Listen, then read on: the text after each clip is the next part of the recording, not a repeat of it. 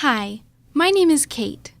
In this video, I'm going to show you how to disable trackbacks on your WordPress site. You're going to do this individually on a post or page. For this example, I'm going to go to my pages, and I'll go to my home page.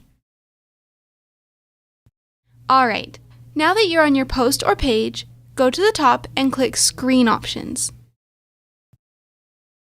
This will give you a drop-down window with some choices.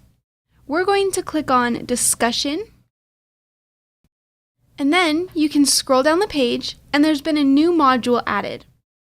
You can already see that we're so far allowing comments and trackbacks. So if you want to disable trackbacks, you're just going to uncheck that box and then update your page. And there you go. That's how you would disable trackbacks on your WordPress site.